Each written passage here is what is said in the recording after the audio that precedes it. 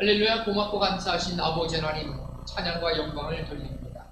아버지 하나님, 오전 예배를 통해서 은혜 베풀어 주신 하나님 아버지께서 또 오후 예배 가운데 우리가 말씀을 함께 나눌 때 깨닫는 은혜, 또 열매 맺는 은혜 가운데 이르게 하시고 일주일 동안 살아갈 동안에도 하나님의 말씀을 붙잡고 하나님의 의에 이르고 하나님의 기쁨이 되는 우리의 모든 사랑하는 성도들 다 될 수 있도록 은혜롭게 주시옵소서. 오늘도 깨닫게 하시는 그리스도 예수의 나라가 주의 충만한 은혜 가운데 넘치게 해 주시기를 원하며, 그리고 주 예수님의 이름으로 감사드리며 기도했사옵나이다. 아멘. 네, 오늘은 출애굽기에 대한 부분을 또 함께 나누도록 하겠습니다. 우리가 지난 시간에는 창세기에 대해서 함께 나누고, 우리가 창세기는 이제 창조, 타락, 구속, 완성에 대한 부분을 함께 나눴습니다. 네 가지 하나님의 주제는 창조, 타락, 구속, 회복에 대한 부분이고, 네 명의 족장은 아브라함, 이삭, 야곱, 요셉에 대해서 함께 나누고요. 오늘은 이제 출애굽기에 대한 부분을 함께 나누는데요. 하나님께서는 창세기 12장에 아브라함을 불렀습니다. 한 명으로 시작된 이 하나님의 나라가 이제 이스라엘 부족이 되었고요. 또 이스라엘 나라가 되었습니다. 우리가 이제 나라가 되기 위해서는 세 가지 요소가 필요합니다. 먼저 영토가 필요하죠. 땅이 필요합니다. 그래서 하나님께서는 가나안 땅을 약속해 주셨고요. 그 다음에 두 번째는 주권이 있어요. 근데 주권은, 가장 중요한 주권은 뭘까요? 하나님의 통치를 말합니다. 그러니까 하나님의 통치가 임하는 곳이 그 주권이 완성이 됩니다. 즉 우리가 약속의 땅에 살아도 하나님의 통치를 받지 않으면 그건 뭐예요? 외인이에요. 하나님의 백성이 아닙니다. 그래서 두 번째로 중요한 건 주권은 하나님의 통치를 받고요. 세 번째는 국민이 있어요. 그 땅도 있지만 사람이 안 살면 안 되잖아요. 그래서 하나님의 백성, 하나님의 자녀들이 모여 살아야 된다. 그래서 하나님의 나라는 영토, 주권, 또 백성이 있어야 돼요. 그래서 하나님께서는 이 하나님의 땅을 약속 가운데 주셨어요. 근데 그 땅이 죄로 인해서 이제 망하게 되고요. 그리고 애굽으로 팔려간 것이 아니라 애굽에 가서 살게 되죠.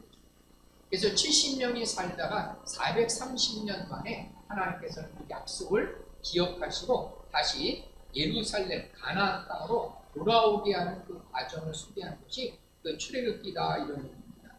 그래서 거기 제가 나눠준 프린트의 개요를 같이 한번 읽어보겠습니다. 문서는 이렇게 되죠.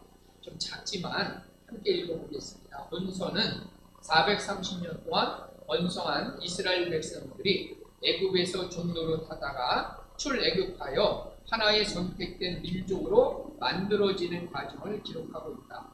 이와 같은 이스라엘의 구원 역사는 다음과 같이 구분해 볼 수 있다. 그래서 제가 그 세 가지로 이렇게 나눴습니다. 첫 번째는 출애굽 과정이 나와요. 그 출애굽기 1장서부터 12장까지는 출애굽의 과정이 나오는데요. 거기서 그 출애굽 과정에서 중요한 게 10가지 재앙이 나옵니다. 이제 10가지 재앙은 조금 있다가 제가 얘기하는데, 10가지 재앙은 앞에 한번 보실까요? 먼저 한번 해보겠습니다. 이제 이 개구리, 그 다음에 이. 그래서 그 첫 번째는 이제 물을 피로 만들었죠.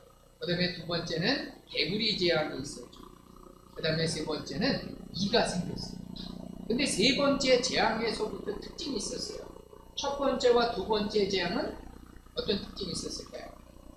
예, 거기는 애굽의 그 마술사들, 그 마법사들도, 요즘 말로 하면 이제 영어로 말하면 리저드라고 하는데요. 그 마법사들도 물이 피로 만들었어요. 개구리도 막 올라오게 했는데, 세 번째 재앙이 이를 만들어냈을 때 하지 못했어요. 그 다음에 네 번째는 파리, 그 다음에 다섯 번째 생축의 악질이 났어요. 그 다음에 여섯 번째는 악성 종기, 복종이 났었고, 그 다음에 일곱 번째는 우박이 내렸죠. 그 다음에 여덟 번째는 메뚜기 재앙. 온 측면에 메뚜기가 남은 곡식을 다 먹어 지었죠. 그 다음에 아홉 번째는 흑암, 어둠이 있는 것. 그 다음에 열 번째는 장자의 죽음. 그러면 이 10가지 재앙을 통해서 보여주시는 게 뭘까요? 오늘도 제가 이 앞에도 써놨지만, 진짜 신이 누구인가? 그래서 우리는 성도님들이 출애굽기를 읽다 보면 많이 나오는 성경 구절이 뭐가 있냐면 누가 여호와인 줄 알거라. 그러니까 누가 진짜 여호와인가 그것을 알려주겠다. 참된 신이 누구인가를 알려주겠다라고 얘기한 거예요. 그래서 이 10가지 재앙들의 특징이 뭐냐면 애굽 사람들이 믿었던 신들의 종류라고도 볼 수 있어요. 그래서 애굽 사람들이 믿었던 이 신들을 하나하나 어떻게 하는 겁니까? 진짜 하나님이신, 진짜 신이신 하나님께서 다 어떻게 하는 거예요? 없애버려요. 그래서 진짜 여호와인 줄 믿어야 될 참된 신이 누구인지를 이 10가지 재앙을 통해서 보여주고 있다. 그래서 뭐 제가 다 일일이 써놓지는 않지만 예를 들어서 이제 일을 또 피를 주관하는 신도 있고요, 곡식을 주관하는 신, 태양신 뭐 또 있고요, 빛을 주관하는 신, 뭐 이런 뭐 다양한 종류의 그 신들이 애굽 땅에 존재했다. 근데 이런 신들을 다 하나님께서 없애버리시고, 왜냐하면 진짜 신, 믿어야 될 참된 하나님이 누구이신가를 보여주는 거죠. 그 다음에 10가지 재앙을 통해서 나타나는 것이 뭐냐면요, 네 번째 재앙이 뭐였어요? 파리 재앙이죠. 파리 재앙. 그 네 번째 재앙부터는 고센 땅과 그 애굽 사람들을 구별하셨어요. 이제 고센 땅을 보면 제가 그 뒤에 보시면 여기 지도 나오시겠지. 그 고센 땅이 어디냐면 여기 나일 삼각주라는 데가 있습니다. 이렇게 잘 안 보이죠? 프린트해서 잘 안 보이시는데요. 거기 보시면 여기 그 왼쪽 위쪽이 고센 땅이 있습니다. 그 나일 삼각주라고 되어 있습니다. 그 나일 삼각주 이 지역이 고센 땅입니다. 이 고센 땅에서 이스라엘 백성들이 모여 살았는데요. 여기에 사는 이스라엘 백성들은 이 재앙이 미치지 못했다는 거죠. 하나님이 보호하시고 구별해 주셨습니다. 그러니까 이 네 번째 재앙에서부터는 이스라엘 백성들이 이 재앙에 배를 당하지 않습니다. 그래서 우리가 이제 계시록에 보면 첫 번째 세계의 7가지의 이제 7가지 재앙이 3번에 걸쳐서 나오죠. 첫 번째는 어떤 재앙이 나와요? 이제 갑자기 제가 계시록에 보면 갑자기 또 제가 질문하고 나서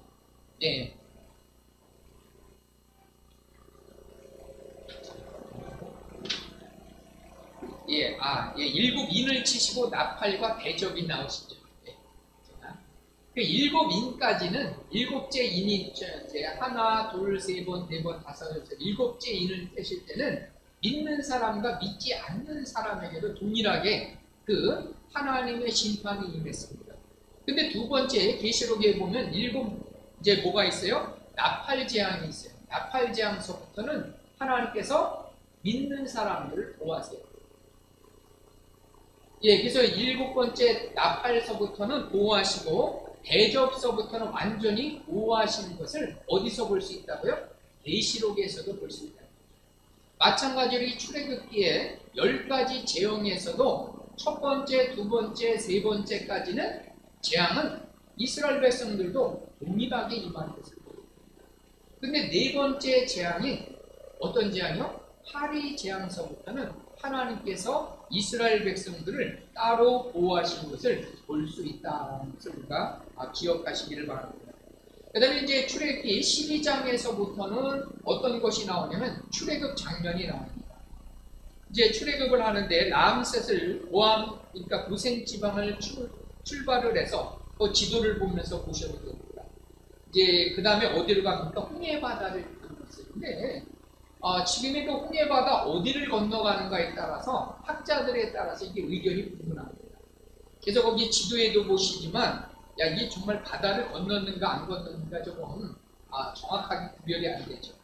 그 다음에 이제 홍해를 지나서 그 다음에 3개월 만에 어디로 가냐면 거기 시내산 있죠.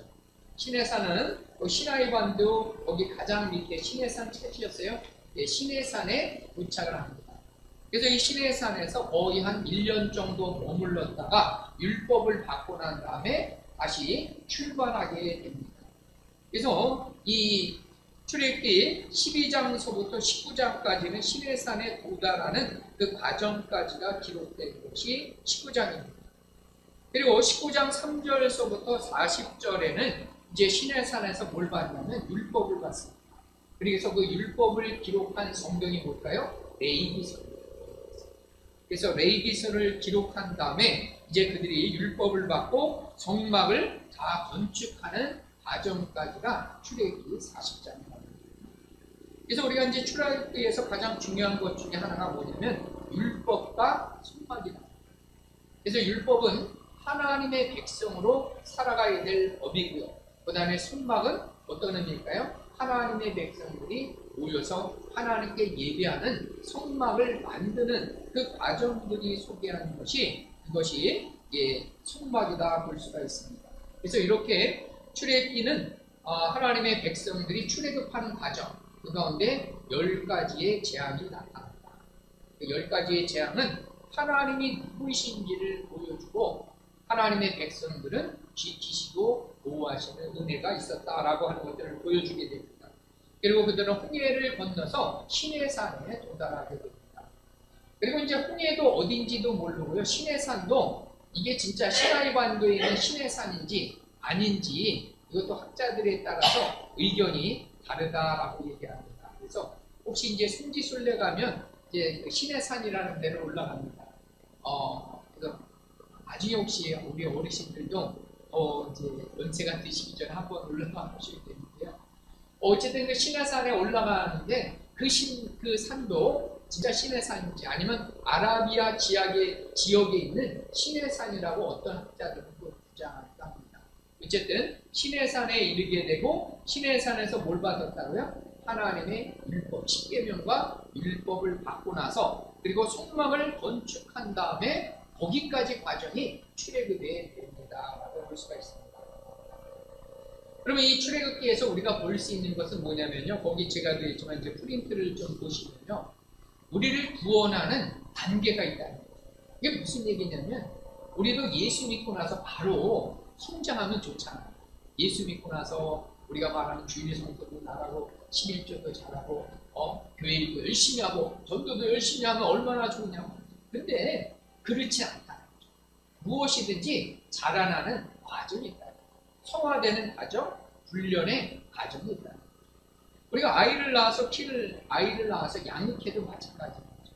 아이가 갑자기 막 커져서 어른 행세하면 얼마나 징글징글했어요. 그렇잖아. 아이는 아이다워야 예쁜 거죠. 아이 때는 뭐 나쁜 짓을 하라는 게 아니라 아이 짓도 하고 또 귀여운 짓도 하고 그리고 뭐 청소년이 되고 어른이 돼서 어른 일을 해야 되는 거죠. 그것처럼 우리도 구원받고 하나님께서 출애굽을 했지만 그 출애굽한 하나님의 백성들이 그냥 대부분 하나님의 백성으로 온전히 살아가지 못했다는 거죠. 이 과정이 있다는 거죠. 훈련의 과정이 있음을 우리는 기억해야 됩니다. 그러니까 첫 번째는 은혜의 단계가 있어요. 하나님께서 은혜로 우리를 어떻게 하셨을까요? 구원해 주시는 단계가 있다. 그래서 거기 1번을 한번 보면 하나님이 찾아오셨어요. 구원하시기 위해서 기독교와 다른 종교의 차이점이 있는데 그것을 보면 다른 종교는 사람이 신을 만들고 찾아와요. 다시 얘기합니다. 기독교와 다른 종교의 차이는 뭐냐면 여러분들 보세요. 힌두교, 이슬람 다 누가 만들었어요? 불교 사람이 만들었어요. 근데 기독교만은 누가 만들었어요? 하나님이 만드신 하나님. 그래서 이 만드신 하나님이 인간을 찾아오신 거예요. 그래서 근데 왜 찾아오셨어요? 구원하시기 위해서. 나에게 은혜를 베풀어 주시기 위해서 하나님이 찾아오신 겁니다. 그리고 찾아오신 그 하나님은 인도해 주세요. 구원하시고 그냥 내팽개치는 하나님이 아니라 우리를 끝까지 책임지시고 인도하시는 은혜를 베풀어 주는 것이 첫 번째 단계라는 거죠. 그래서 보면 어린 양의 피로서 우리를 값없이 은혜 가운데 구원하시고 용서하시고 의롭게 하시는 단계. 그것을 우리는 칭의다 이렇게 얘기합니다. 그래서 우리는 신분의 변화가 생깁니다. 그래서 이 출애굽기 12장에 보면 6월절 사건이 나오죠. 6월절. 자, 6월은 뭐냐면 넘어선다, 영어로 패스 오버라는 거예요. 그래서 이제 6월절은 어떤 거냐면 이 가족 수대로 어린 양을 잡아서 이제 이 대문에다가 이제 그 어린 양의 피를 발라놨어요. 그러면 왜 발라놨냐면 죽음의 사자가 왔다가 이 어린 양의 피가 발라져 있는 집은 넘어갑니다. 근데 어린 양의 피를 발라지지 않는 그 집엔 죽음의 천사가 들어와서 그 집안을 다 죽이는 게 아니라 장자만, 첫 번째 자녀들만 다 죽였어요. 왜 첫 번째 자녀만 죽였었냐면 첫 번째 것은 하나님의 것으로 인정됐기 때문에. 그러니까 다 죽이진 않고 다 죽였다는 상징적인 의미로 첫 열매만 거둬가십니다. 그래서 장자를 죽였는데 그 어린 양의 피를 발라져 있는 집은 이 죽음의 사자가 넘어갔다. 패스 오버, 유월. 그래서 이 하나님의 구원의 역사가 시작됐고요. 더 이상 이제는 죽음이 아니라 하나님의 자녀로 살아가는 단계다라는 것이 첫 번째입니다. 그 다음에 이제 그 출애굽기 13장에서부터는 이제 두 번째는 뭐냐, 출애굽을 했지만 광야를 통과해야 돼요. 그럼 광야 생활에서 가장 중요한 게 뭘까요? 물이에요. 근데 이제 물을 통과하기 전에 어디를 통과했을까요? 홍해를 지납니다. 그럼 이 홍해를 지난다는 것을 이 성경에는 뭐라고 했냐면 세례를 받았다라고 고린도전서에 다시 얘기하지만 이 광야를 이제 고센 땅을 지나서 어디를 지났다고요? 홍해를 통과했어요. 그럼 물을 통과했잖아요. 그럼 원래 홍해를 통과하면 어떤 의미가 되는 거예요? 다 죽어야 돼요. 그 홍해 바다를 건너서 지난다는 것은 사람이 다 죽을 수밖에 없어요. 근데 하나님은 어떻게 했어요? 오히려 죽지 않고 살아나는 은혜를 베푸십니다. 그래서 우리는 그리스도 예수 안에서 죄로 인해서 죽고 믿음으로 다시 사는 것이 세례입니다. 그래서 이 홍해 바다를 건넌다는 것을 뭘로 표현했어요? 물의 세례로 표현했다, 이렇게 이해하시면 됩니다. 그래서 이 세례라는 것은 이번에 보면 자기를 부인하고 세례를 받는 거죠. 그러면서 하나님의 말씀으로 따르기로 결단하는 겁니다. 내가 하나님의 자녀가 됐을 때 우리에게 일어나는 것은 어떤 변화가 일어날까요? 이제 말씀이 깨달아집니다. 이제는 또 뭡니까? 가치의 변화가 생기는 거예요. 내 삶에 중요한 것이 무엇인지가 바뀌어져요. 또 예수 믿기 이전에는, 세례받기 이전에는 뭐야? 돈 벌고 인기가 있고 높아지는 것에 관심이 있지만 내가 예수 믿고 나서 이제 가치관이 바뀌는 거예요. 우선순위가 바뀌는 겁니다. 그래서 이런 변화들이 일어나는 거예요. 그래서 이것을 한마디로 영어로 말하는 로드십, 주권의 변화가 일어납니다. 그 예수 믿기 이전에는 내 삶의 주인은 누구였어요? 내가 됩니다. 내가 하고 싶은 대로 하고 먹고 싶은 대로 먹고 가고 싶은 대로 갔지만 예수 믿고 나서는 어떻게 되는 거예요? 주님이 원하시는 대로 이제 가고 그 다음에 가라면 가고 서라면 서라는 것입니다. 그럼에도 불구하고 우리는 뭐예요? 여전히 내가 주인인데 살잖아. 그래서 그냥 아무 생각 없이 갈 때도 많고 아무 생각 없이 할 때도 많고 아무 생각 없이 말할 때도 있지만 우리가 그러나 내 주권이 변화된 사람은 어떤 사람이에요? 주님의 주권을 인정합니다. 주님이 기뻐하시는 곳에 가는 거예요. 주님께서 원하시는 일들을 믿음 안에서 순종하는 단계가 바로 뭡니까? 이 시스템의 단계, 세례 단계.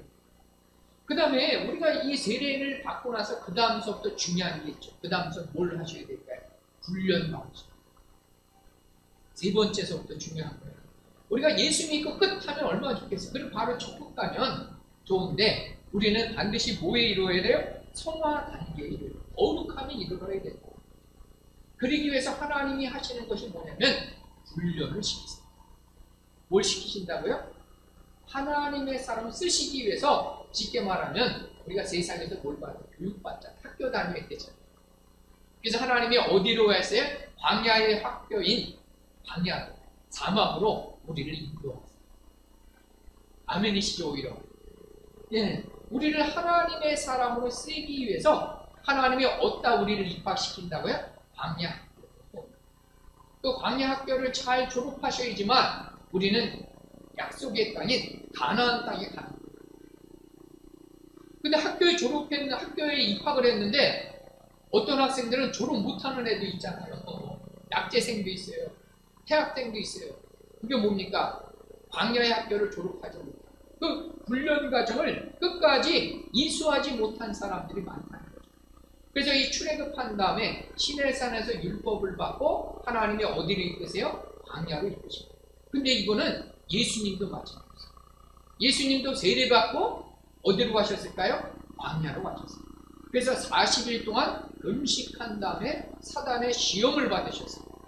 그리고 시험에 통과된 다음에 본격적인 사역을 시작하신 것도 예수님도 그러십니다.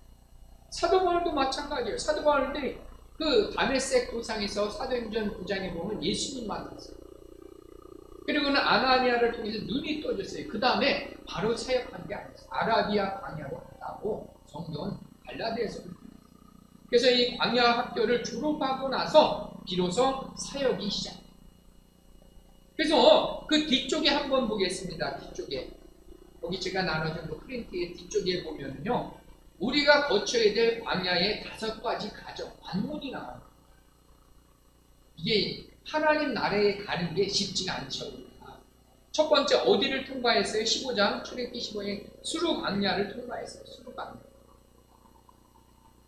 그 수르 광야에는요, 그 물이 전부 다 썼어요. 그러니까 이제 출애굽을 했어요. 그러면 그들이 어디에 부푼 기대와 희망을 안고 출애굽을 시작하잖아요. 근데 첫 번째 만난 곳이 뭐라고요? 물이 달고 달콤해야 되고 장밋빛 미래가 막 펼쳐져야 되는데 웬걸? 첫 번째 도착해서 마시는 물이 어떻다고요? 쓴물이었습니다.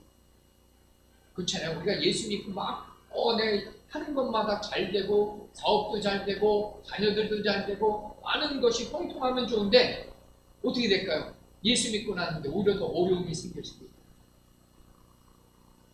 우리의 기대가 무너지는 때가 있다는 거예요. 그럼 왜 무너졌을까? 왜 이렇게 시험하시고 어려움이 있냐면 하나님의 자녀로 살게 하십니다.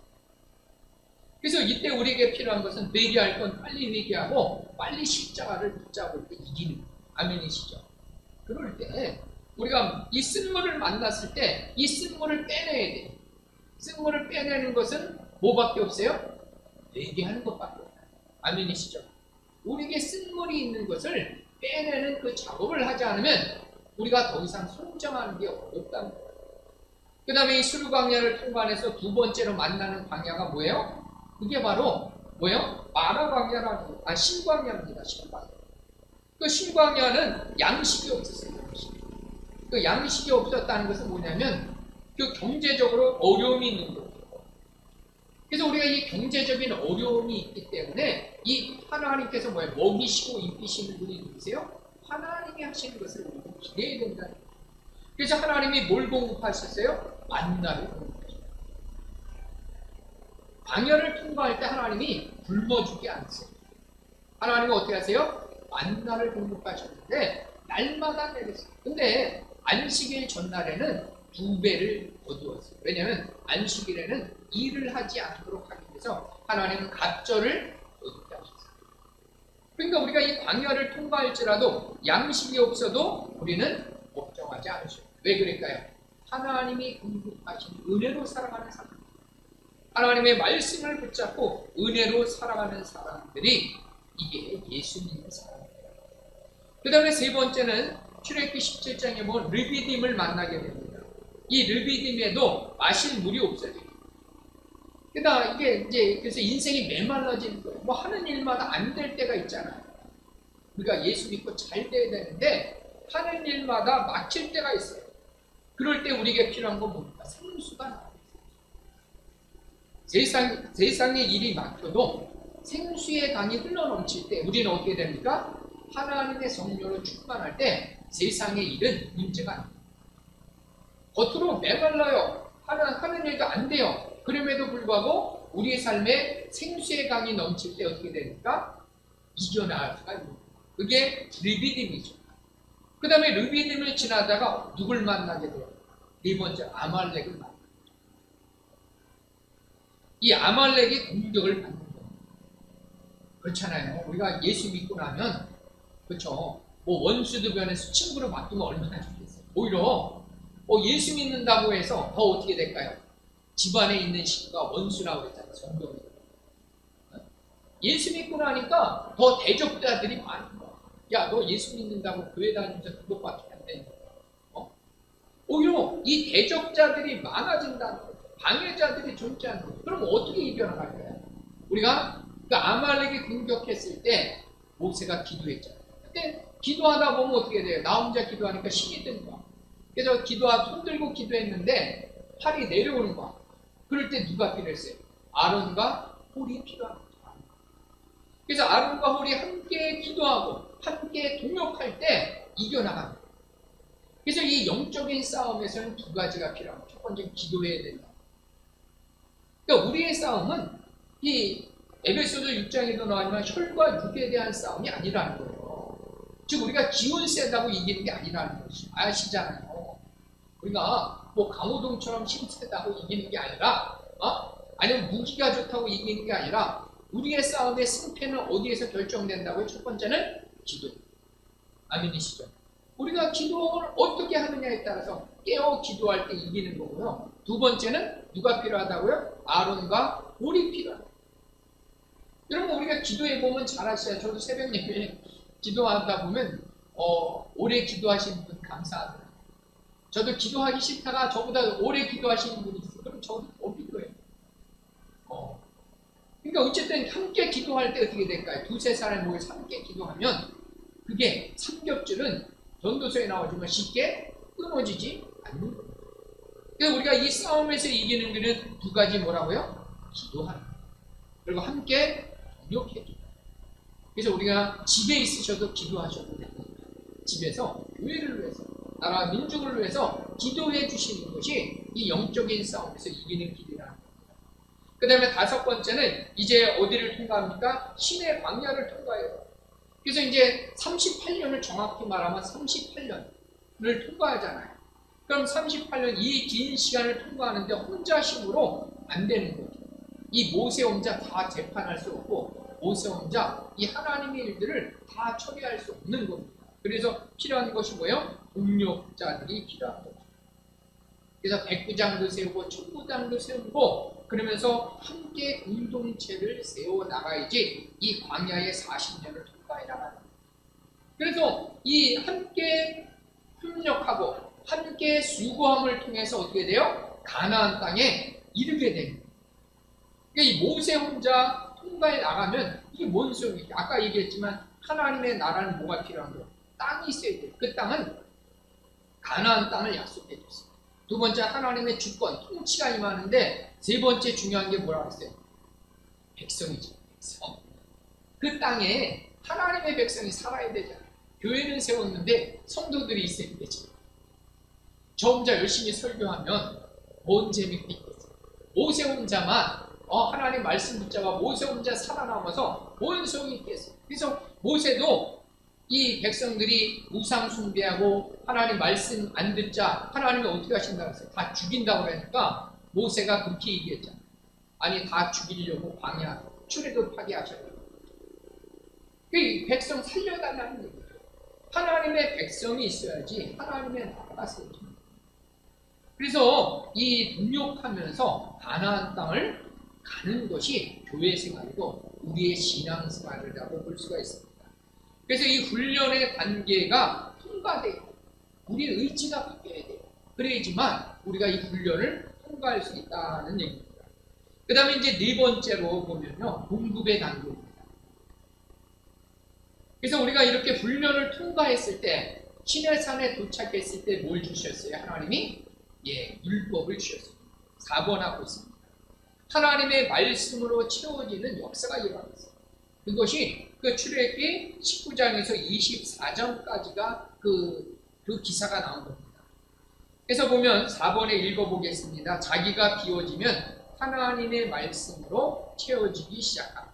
하나님은 이스라엘을 시내산으로 인도하셔서 뭘 주셨다고요? 율법과 성막을 주셨다는 겁니다. 그래서 이때는 하나님의 말씀으로 채워줍니다. 그러니까 그전에는 그들이 자기 신, 만나를 먹고 살았지만 이제는 뭐야? 하나님의 은혜로 살아가는, 말씀으로 살아가는 존재가 되는 것이 이 시내산에서 하나님의 말씀을 받았을 때 시작합니다. 그리고 이제 그 출애굽기 25장에서 40장까지는 이제 다섯 번째 단계로 하나님께서 성막의 설계들을 보여주셔요.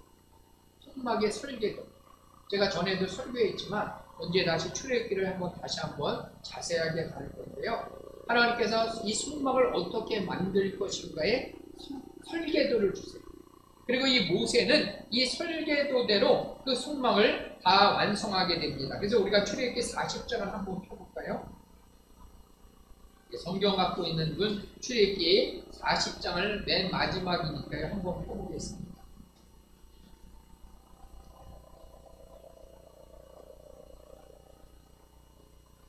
예, 출애굽기 40장 특별히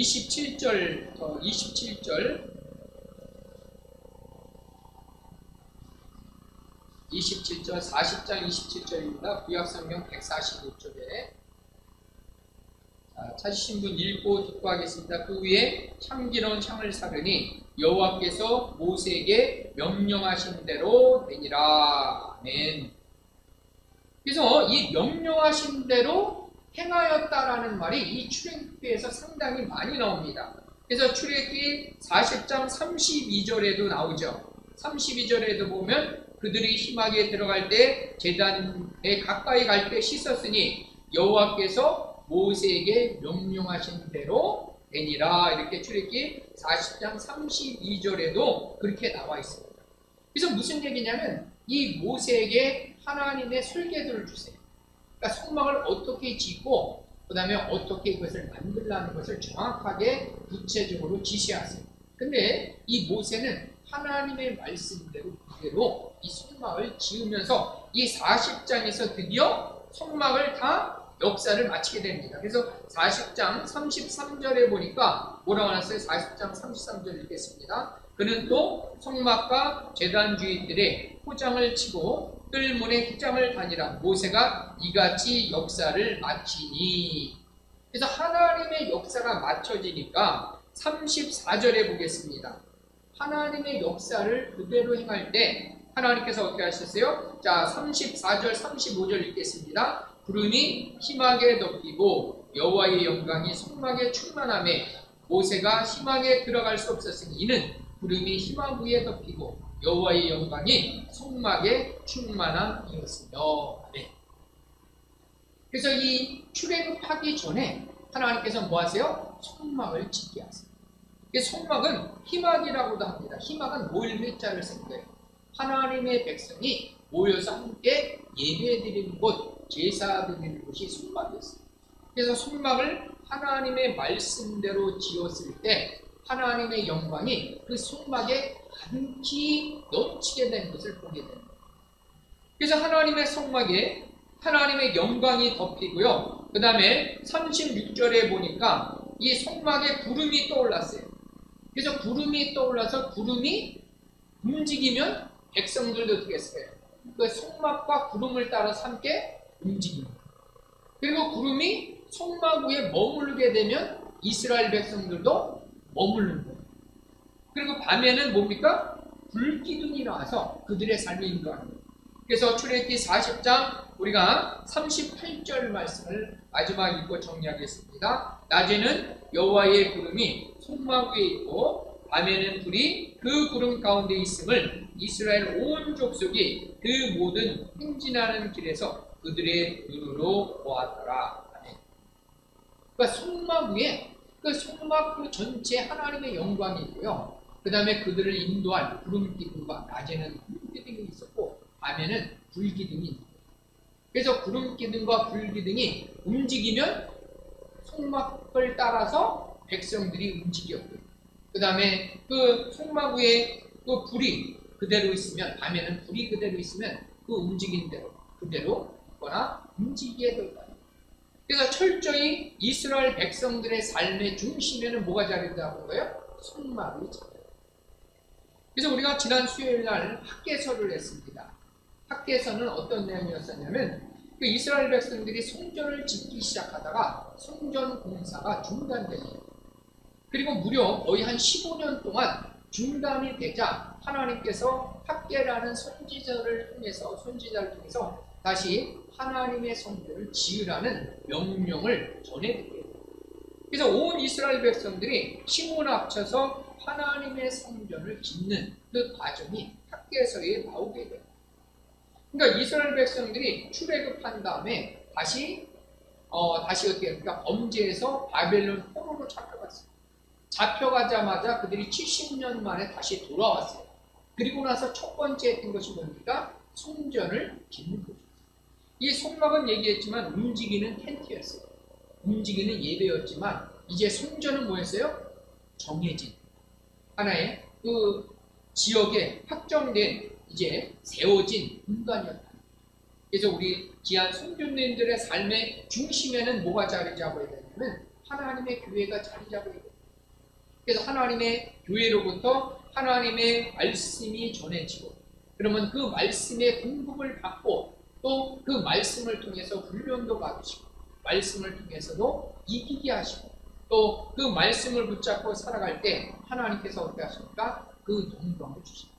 그 말씀대로 행하는 그곳에 하나님의 영광이 선포되고요. 하나님의 말씀으로 이끌고 하나님의 그 말씀대로 살아갈 때 승리하는 복되고 귀한 인생을 살아갈 수 있는 저와 여러분들 되시기를 예수님의 이름으로 축복합니다. 우리 한 가지만 기도하고요. 제가 기도하고 마치겠는데요. 우리 인생의 출애굽기의 역사를 보면서 우리가 기억해야 될 것은요. 하나님께서 우리를 찾아오셔서 구원해 주셨다. 이게 얼마나 감사한지 모르겠어요. 그럼 우리는 이제 구원받은 우리는 하나님 나라에 갈 때까지 훈련받으셔야 됩니다. 그냥 우리가 거룩해지고 성숙한 사람이 되는데 아이를 낳고 나서 바로 어른이 되는 것이 아닌 것처럼 우리도 이 광야의 40년을 통과해 가고 있다. 그러면 우리가 기도해야 될 것은 뭐냐면 이 광야의 학교를 잘 졸업하시고 축복합니다. 그래서 이 하나님의 약속하신 가나안 땅을 얻으셔야 됩니다. 거기에 인도하셔야 돼요. 그러기 위해서는 우리가 훈련 광야 40년 동안의 어려움을 하나님이 주시는 말씀